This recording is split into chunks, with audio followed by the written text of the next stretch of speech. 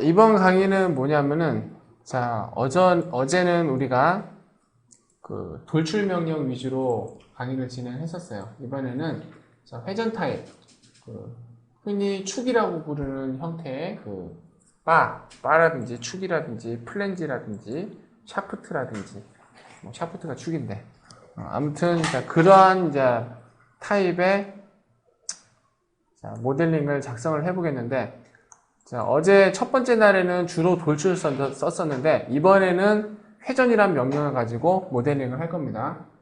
자, 회전 명령은 자, 주로 자, 이런 타입의 모델링 할 때 쓰는데, 사실 이거로는 돌출을 해도 할 수 있어요. 왜냐? 여기 동그라미 그리고 돌출하고, 동그라미 그리고 돌출하고, 동그라미 그리고 돌출하고, 이렇게 하면 되거든요, 사실은.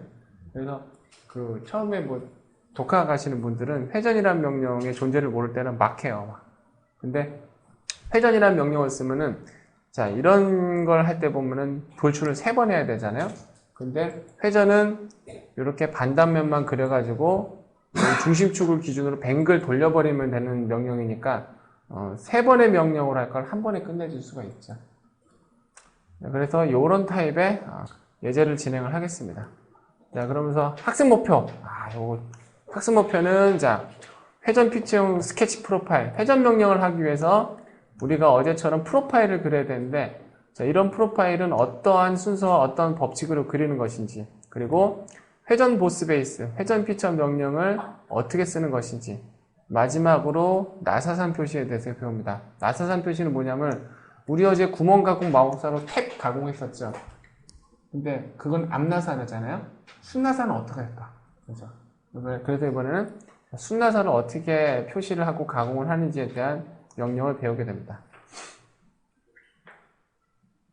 그래서 뭐 다음 페이지에 보면은 이제 모델링하는 순서도 이렇게 나오게 되고, 마지막으로 텍스처 삽입. 요거는 이제 나사산 말고 보면은 모델에 보면은 널링이라든지 빗금이라든지 뭐 해칭 형상이라든지 여러 가지 형상을 집어넣어야 되는 게 있는데, 그것도 어떻게 집어넣는지를 한번 자, 보도록 할게요.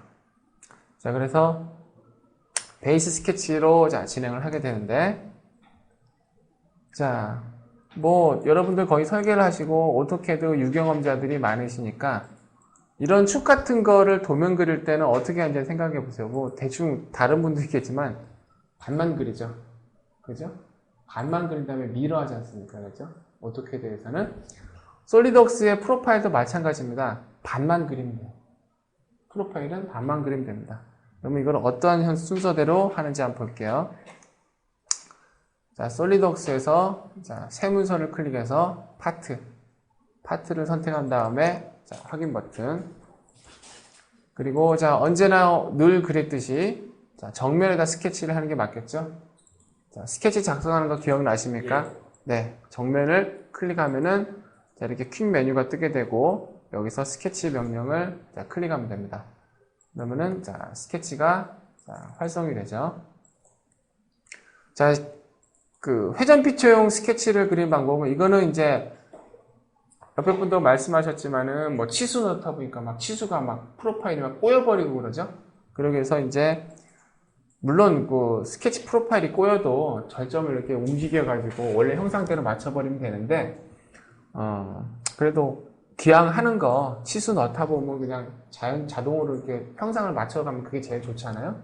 그래서 자, 이 스케치 프로파일을 그릴 때 어떠한 형식으로 먼저 그린지 보겠습니다.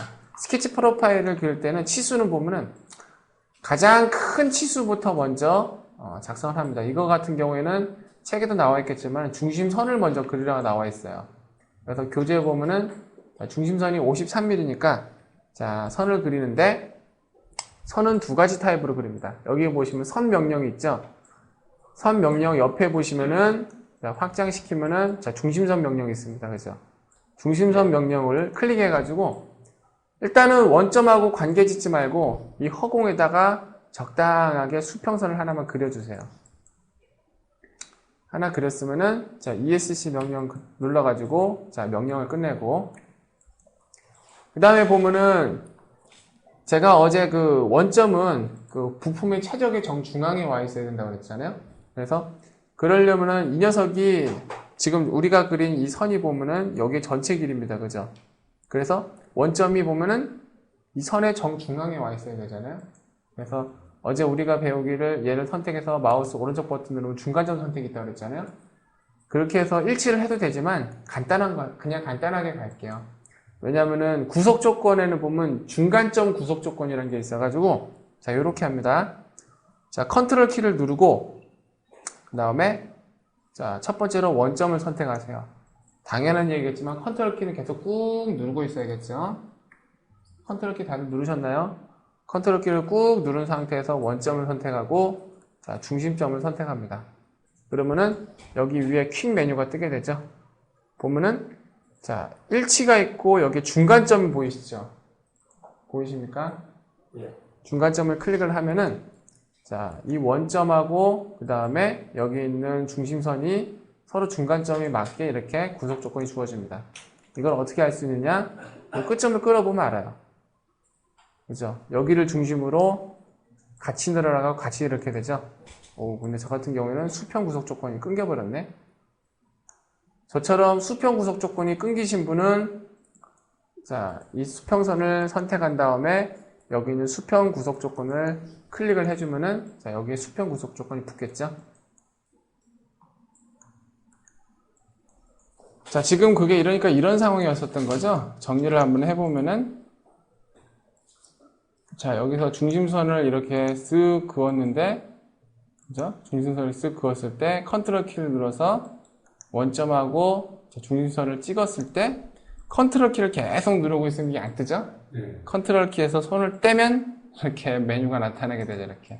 그래서 여기서 중간점을 클릭해서 놓습니다. 그리고 여기에다가 자, 이 도면에 해당하는 전체 치수인 53이라는 치수를 넣을게요.